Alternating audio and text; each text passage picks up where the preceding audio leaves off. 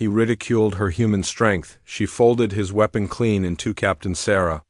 Chun stepped off the transport shuttle and onto the deck of the Galactic Coalition, station orbiting Kepler 442b. The artificial gravity felt slightly heavier than Earth normal, but nothing she couldn't handle. Her combat boots made solid contact with the metal flooring as she surveyed her new assignment. The station buzzed with activity. Dozens of alien species moved through the corridors, their conversations creating a symphony of clicks, growls, and electronic translations. Sarah had seen most of these species before during her training at the Coalition Academy, but being surrounded by them in person still felt surreal. She wore the standard Coalition military uniform, but the insignia on her collar marked her as something different. The small gold star surrounded by a blue circle identified her as a human integration specialist. It was a new position created just 6 months ago, and Sarah was only the third human to receive the assignment. The Coalition had been hesitant to include humans in their military operations. Most species viewed Earth as a pleasant but unremarkable world, populated by beings who seemed average in every measurable way. Humans weren't the strongest, fastest, or smartest species in the galaxy. They didn't have natural armor, energy projection abilities, or enhanced senses. What could they possibly contribute to an advanced galactic military? Sarah's assignment was to prove them wrong. She made her way through the station's main corridor, following the directions on her datapad. Officers and enlisted personnel from various species moved past her, some offering polite nods, others barely acknowledging her presence. She caught fragments of conversations as universal translators worked to bridge language barriers. Another human? She heard a reptilian Vorthan officer mutter to his companion, "What's the point? They're so fragile." Sarah kept walking. She'd heard worse during her time at the academy. The briefing room was located in the station's military section. As Sarah approached, she could hear voices inside. The door slid open automatically, revealing a conference table surrounded by officers from different species. At the head of the table sat Commander Thrix, a Kandorian whose blue-scaled hide and 4 arms marked him as one of the Coalition's most respected military leaders. "Ah." "Specialist Chun," Commander Thrix said, his voice carrying the slight electronic tinge of a universal translator. "Please take a seat." Sarah nodded and moved to an empty chair. The other officers watched her with varying degrees of curiosity and skepticism. She recognized a few species from her studies, a tall, elegant Zephyrian with silver skin and large black eyes, a stocky Hammerite whose rock-like exterior made them nearly impossible to injure, and a Valdorian whose tentacled appendages could manipulate objects with incredible precision. But it was the officer seated directly across from her that caught Sarah's attention. He was massive, even by Brutaxian standards. His gray skin looked like polished stone, and his muscles bulged beneath his uniform. 2 small horns protruded from his forehead, and his eyes held an unmistakable look of disdain as they focused on Sarah. "Everyone," Commander Thrix continued, "this is Specialist Sarah Chun, our new human integration specialist. She be working with Strike Team Alpha on our upcoming mission to Zarian Prime." The Brutaxian across from Sarah let out what could only be described as a snort. "Commander, with respect, what exactly is a human going to contribute to a military operation? They're barely stronger than Valdorian younglings." Sarah felt the familiar heat of irritation rise in her chest, but she kept her expression neutral. She'd dealt with this attitude countless times. "Captain Gorvex," Commander Thrix said, a warning tone in his voice. "Specialist Chun has completed the same training as any Coalition officer." "Training is one thing," Gorvex replied, his deep voice rumbling through the room. "But when weapons start firing and the situation gets dangerous, what happens when she can't keep up? Humans are weak. Everyone knows this." The room fell silent. Sarah could feel every pair of eyes watching her, waiting to see how she would respond. This was clearly a test, not just from Gorvex, but from everyone present. They wanted to know if the human could handle the pressure. "Captain Gorvex," Sarah said, her voice calm and steady, "I understand your concerns. Humans might not be the strongest species in the Coalition. Gorvex's expression showed smug satisfaction, as if her words confirmed everything he believed. But, Sarah continued, strength isn't just about muscle mass or bone density. It's about adaptation, determination, and the ability to find solutions when everything seems impossible. Pretty words, Gorvex said with a dismissive wave of one massive hand. But words won't stop a plasma bolt or lift a fallen beam. When we're in combat, I need soldiers who can handle real physical demands. Sarah nodded thoughtfully. You're absolutely right about physical demands being important. Tell me, Captain, what's your standard sidearm? The question seemed to catch Gorvex off guard. He frowned, unsure why she was asking. I carry a Mk7 plasma rifle. Standard issue for Brutaxian forces. Mind if I take a look at it? Gorvex glanced around the room, clearly confused by the request. Why would you want to examine my weapon? Just curious about Coalition technology, Sarah said with a small smile. I'm still learning about equipment used by different species. The Brutaxian shrugged and reached for his rifle. The weapon was massive, designed for beings with his species' incredible strength. The metal housing was reinforced to handle the enormous energy output, and the grip was sized for hands much larger than human ones. He handed it across the table to Sarah. She accepted the rifle carefully, noting its weight and construction. The weapon had to weigh at least 40 pounds, maybe more. It was designed to be light for a Brutaxian, but for most other species, it would be unwieldy. Impressive engineering, Sarah said, turning the rifle over in her hands. The power coupling here is fascinating, and this stabilization system must help with accuracy. Gorvex preened slightly at the praise for his equipment. Brutaxian weapons are the finest in the Coalition. That rifle can punch through 6 inches of reinforced armor. I can see why you'd be proud of it, Sarah said. She was examining the barrel now, running her fingers along its length. The metal composition feels very advanced. Duranium steel composite, Gorvex said proudly. Nearly indestructible. The barrel could withstand direct hits from most Coalition weapons and keep functioning. Sarah nodded appreciatively. Remarkable craftsmanship. She paused, seeming to consider something. Captain, you mentioned concerns about human physical capabilities. Would you be interested in a small demonstration? What kind of demonstration? Gorvex asked suspiciously. Well, you're worried about whether humans can handle the physical demands of military service. What if I could show you something about human capabilities that might change your perspective? The Brutaxian leaned back in his chair, crossing his massive arms. What exactly are you proposing? Sarah held up his rifle. This weapon represents the pinnacle of Brutaxian engineering, correct? Nearly indestructible, made from the finest materials? That's right, Gorvex said, though he was beginning to look uneasy. Then you wouldn't mind if I used it for a small demonstration of human capabilities? Commander Thrix leaned forward, clearly interested in where this was going.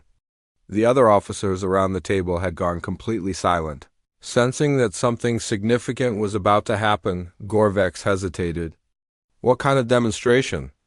Nothing that would damage Coalition property, Sarah said innocently. Just a simple test of human adaptation skills.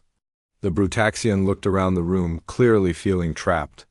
He had spent the last few minutes loudly proclaiming both the weakness of humans and the indestructibility of his weapon. To refuse Sarah's demonstration now would make him look cowardly. Fine, he said finally. Show me what humans can do. Sarah smiled and stood up from her chair. She held the rifle in both hands, examining it one more time. The weapon was indeed impressive. A masterpiece of military engineering designed to last through decades of combat. Everyone should probably step back a bit, Sarah said casually. The other officers exchanged glances but did as she suggested, moving their chairs away from the table. Commander Thrix watched with intense curiosity, while Gorvex began to look genuinely worried. Sarah positioned herself at one end of the conference table, holding the rifle horizontally in front of her. She took a deep breath and seemed to center herself, her stance shifting into something that suggested years of physical training. The thing about humans, Sarah said conversationally, Is that we're not just physically adapted for endurance and problem solving? We're also capable of generating incredible force when we need to. She gripped the rifle firmly, one hand on the barrel and one on the stock. Her muscles tensed, and for a moment nothing happened. Then Sarah began to apply pressure. Gorvex started to stand up. "Wait, what are you—" The sound was like a gunshot. The MKV plasma rifle, forged from duranium steel composite and designed to be nearly indestructible, bent in the middle with a sharp crack. Sarah's hands moved in opposite directions, and the weapon folded cleanly in two. The room exploded into chaos. Officers jumped to their feet, shouting in various languages. Gorvex stared in absolute shock, his mouth hanging open as he watched his prized weapon reduced. He ridiculed her human strength. She folded his weapon clean in 2-3 days after the incident with Captain Gorvex's rifle. Sarah found herself aboard the Coalition assault ship, Thunderstrike, heading toward Zarian Prime. The mission was supposed to be straightforward: infiltrate a rebel stronghold, gather intelligence on their weapons capabilities, and extract before enemy reinforcements arrived. But as Sarah had learned during her years in Earth's military, no mission ever went according to plan. The ship's briefing room was smaller than the one on the station, forcing the strike team to sit much closer together. Sarah could smell the various scents that different species produced when nervous or excited. The Zephyrian officer, Lieutenant Kalos, gave off a sweet, floral aroma when stressed. Captain Gorvex smelled like heated metal. And the Hammerite engineer, Sergeant Rochter, produced no discernible scent at all. Commander Thrix stood at the front of the room, his 4 hands manipulating a holographic display of their target. "Intelligence suggests the rebels are developing some kind of new weapon technology," he explained. "Our job is to get close enough to scan their equipment and download any relevant data." Sarah studied the hologram carefully. The rebel base was built into a series of natural caves on Zarian Prime's northern continent. Multiple entrances, narrow passages, and plenty of places for enemies to hide. It was exactly the kind of environment where superior firepower meant less than strategy and adaptability. "What kind of opposition are we expecting?" asked Lieutenant Vax, the team's Valdorian demolitions expert. "Unknown," Thrix admitted. "The rebels have been quiet for weeks.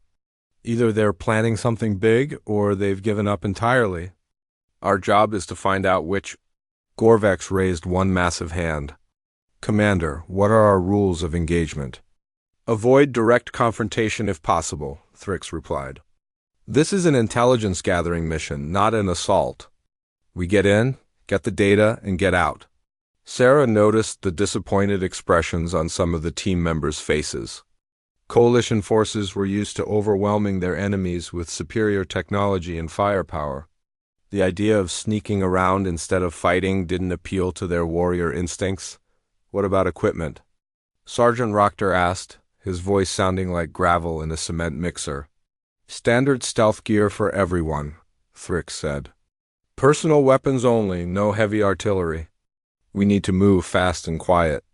As the briefing concluded, Sarah lingered behind while the other team members headed off to prepare their gear. She had some questions about the mission that she wanted to ask privately. "Commander," she said once they were alone, "can I speak frankly?" Thrix's large black eyes focused on her. "Of course, Specialist. This feels like more than just an intelligence mission. If the rebels have been quiet for weeks, why are we going in now? What aren't you telling us?" The Condorian commander was quiet for a long moment. Then he activated a privacy shield around the briefing room, ensuring their conversation couldn't be overheard. "You're very perceptive," Thrix said finally. "The truth is, we've lost contact with 3 previous reconnaissance teams sent to Zarian Prime, all experienced soldiers from different coalition species. None of them returned." Sarah felt a chill run down her spine. 3 teams? How many soldiers total?" 15 of our best operatives," Thrix replied grimly. "The last transmission we received mentioned strange energy readings and some kind of new defensive system. Then nothing. And you want us to walk into whatever killed 15 coalition soldiers?" "I want you to succeed where they failed," Thrix corrected. That's why we're including a human on this mission. Your species has shown remarkable problem-solving abilities and adaptability. Perhaps you'll see something the others missed. Sarah understood now why she had been assigned to this team. She wasn't just there to prove human capabilities. She was there to solve a puzzle that had already cost 15 lives. What do we know about the defensive system they mentioned? Thrix manipulated the holographic display, showing the cave system in more detail. The last team's scanners detected some kind of energy barrier around the main rebel facility. But the readings were unlike anything in Coalition databases. No known technology produces that particular energy signature. Could it be alien technology? Something from outside Coalition space? Possibly, Thrix admitted. That's another reason we need intelligence. If the rebels have access to unknown technology, it could shift the balance of power in this sector. Sarah studied the cave layouts, mentally mapping potential routes and escape paths. Her human training had included extensive work in underground environments, from natural cave systems to urban tunnels. She might actually have advantages in this kind of terrain. I'll need to modify my equipment loadout, she said finally. Whatever you require, Thrix replied. The Coalition has significant resources invested in this mission's success. 4 hours later, Sarah stood in the ship's armory, selecting gear for the mission ahead. Unlike her teammates who were loading up with standard Coalition weapons and sensors, Sarah had requisitioned several items that probably seemed strange to alien observers. She packed climbing gear designed for Earth's mountain ranges, where gravity was higher and conditions more dangerous than most Coalition worlds. She selected a set of human-designed tools that prioritized functionality over technology. And instead of a standard Coalition sidearm, she chose a simple projectile weapon that fired metal slugs using chemical propellant. Lieutenant Kalos approached as Sarah finished checking her equipment. Specialist Chun, may I ask why you're not taking a plasma weapon? They're much more effective than those primitive projectile guns. Plasma weapons are great, Sarah agreed, but they have some limitations. They need power cells, they can be affected by certain energy fields, and they leave distinctive energy signatures. Sometimes simple is better. Zephyrian looked skeptical. But surely the firepower difference. Sarah pulled out her pistol and showed it to Kylos. This weapon fires a piece of metal at about 1,200 feet per second. It's simple, reliable, and works in any environment. No power requirements, no energy signature, and it can punch through most armor just fine. It seems so crude, Kylos said, wrinkling her elegant nose. Humans have a saying, Sarah replied with a smile. If it's stupid and it works, it's not stupid. The drop onto Zarian Prime went smoothly. Their stealth shuttle landed in a forest clearing about 5 kilometers from the target caves. The planet's atmosphere was breathable for most Coalition species, though slightly thinner than optimal. For Sarah, who had trained at various altitudes on Earth, the low oxygen content was hardly noticeable. The team moved through the forest in standard formation, with scouts ahead and flankers on both sides. Sarah found herself positioned behind Gorvex, who still seemed somewhat awkward around her after the rifle incident. The massive Brutaxian kept glancing back at her as if expecting her to collapse from the pace. Specialist, Gorvex said quietly during a brief rest stop, are you managing the terrain adequately? Sarah looked around at the relatively gentle forest path they were following. It's fine, Captain. This is actually easier than most of my training environments. Training environments? Lieutenant Vax asked, overhearing. What kind of training do humans undergo? Well, I spent 6 weeks in Earth's Himalayan mountains, Sarah said casually. Altitudes up to 18,000 feet, temperatures down to -40 degrees, carrying full combat gear. After that, most environments feel easy. The alien officers exchanged glances. They were beginning to understand that human training might be more intense than they had realized as they approached the cave system. Sergeant Rochter's sensors began picking up unusual readings. I'm detecting that energy barrier the previous teams mentioned, he reported. It's approximately 50 meters ahead. Commander Thrix called for the team to halt. Through her binoculars, Sarah could see a faint shimmering in the air around the cave entrance. It looked almost like heat distortion, but the temperature was too cool for that effect. "What do you think, specialist?" Thrix asked. "Any ideas about what we're looking at?" Sarah studied the barrier carefully. Something about it reminded her of phenomena she had studied during her physics training, but she couldn't quite place it. "I'd like to get closer for a better look." "Negative," Gorvek said immediately. "If that barrier killed the previous teams, we shouldn't risk—" "Captain," Sarah interrupted gently, "humans didn't become the dominant species on a death world by avoiding risks. We became dominant by understanding them and finding ways through them."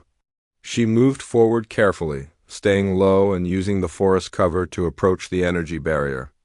As she got closer, she began to notice details that long-range sensors couldn't detect. The barrier wasn't uniform.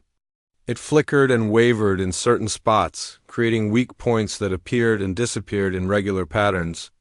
More importantly, she could see scorch marks on nearby trees that suggested the barrier had some kind of defensive capability. Sarah activated her comm system.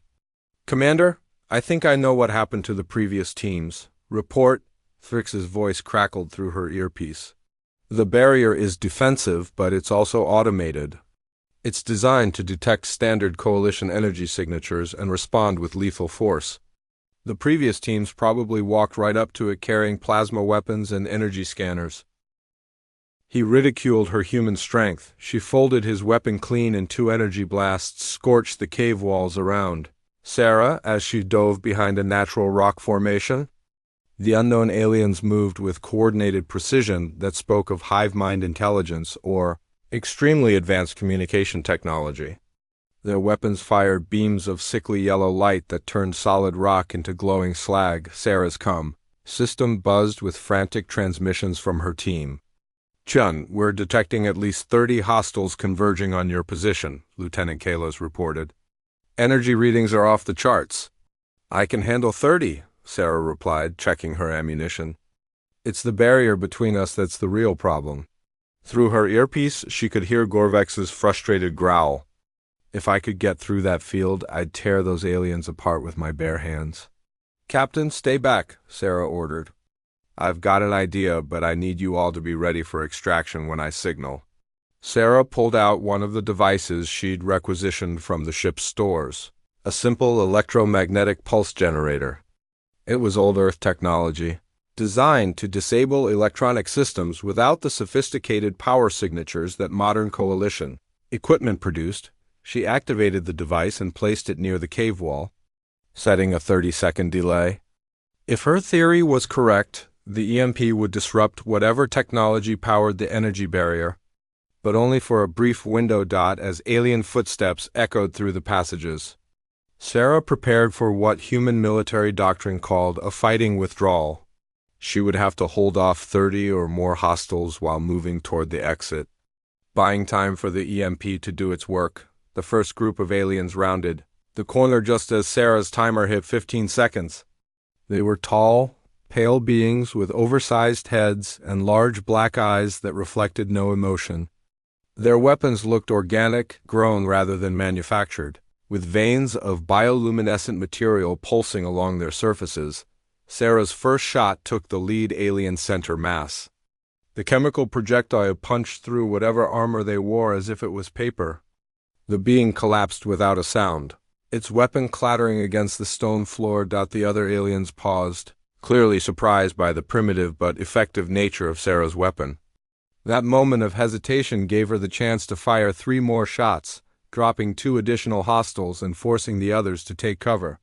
"Interesting," one of the aliens said in perfect coalition standard. "The primitive uses kinetic projectiles. How ... "Primitive works just fine," Sarah replied, switching to a new magazine. Her timer showed 8 seconds remaining. The aliens began advancing in a coordinated pattern, their energy weapons lighting up the cave with deadly yellow beams.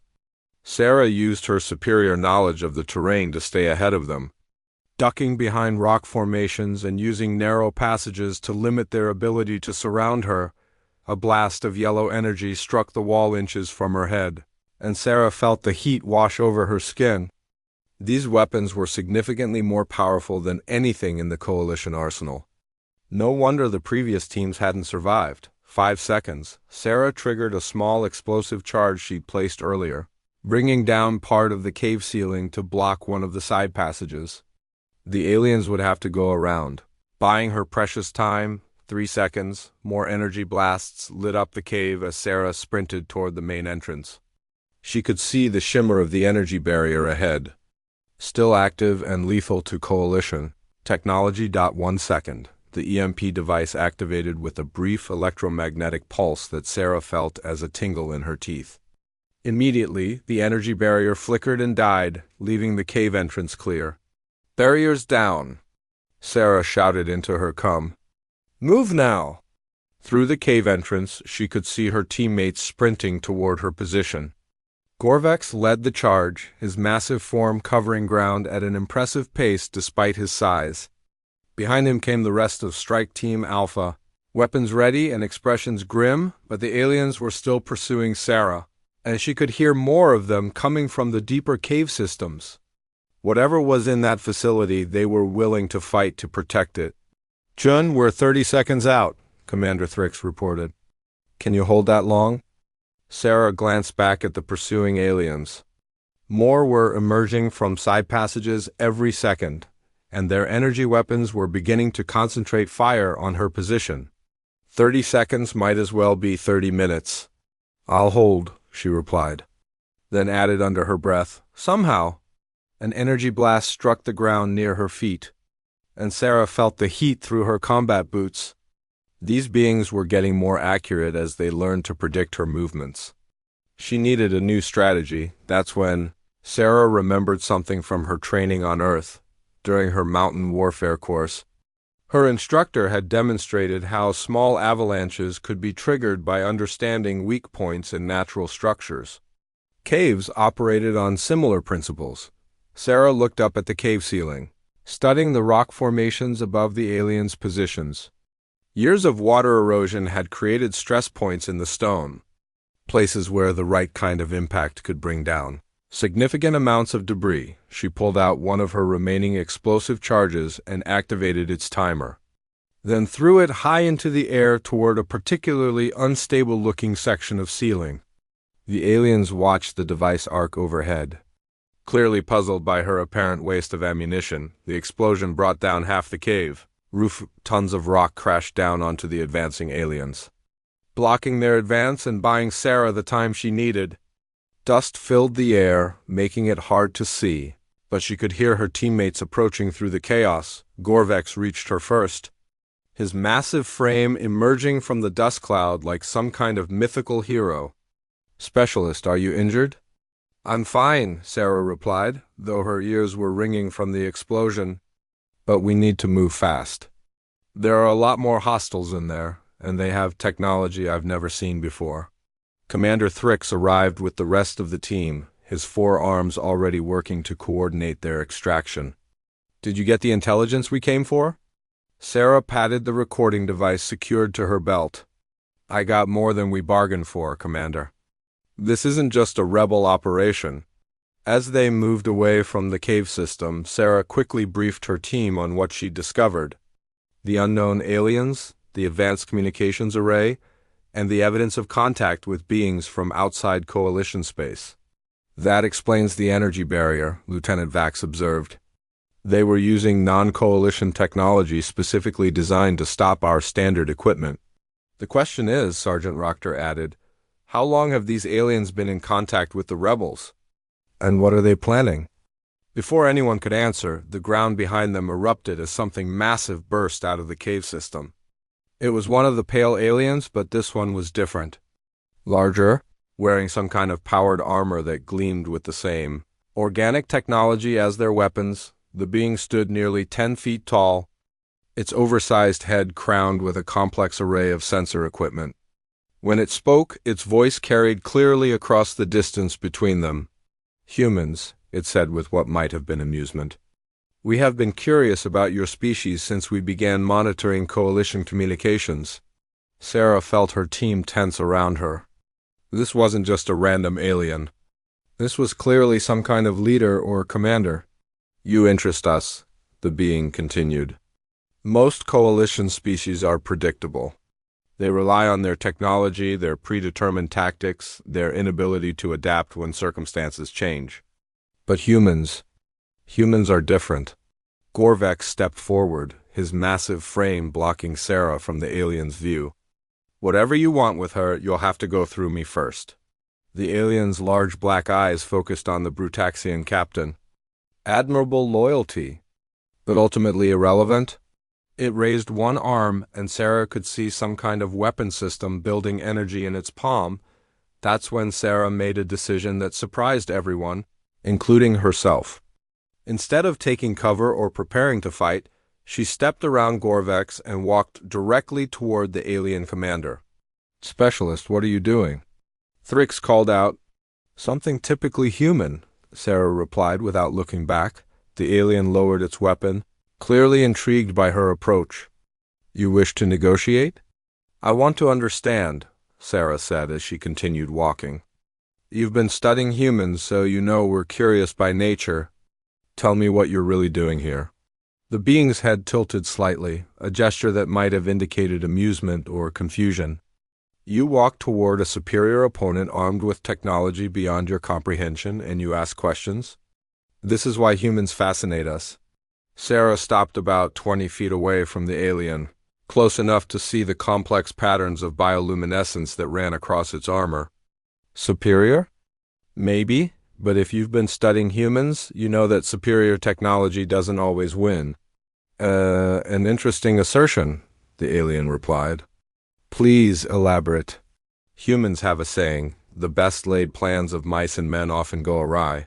It means that no matter how carefully you prepare, no matter how advanced your technology, reality has a way of throwing unexpected problems at you.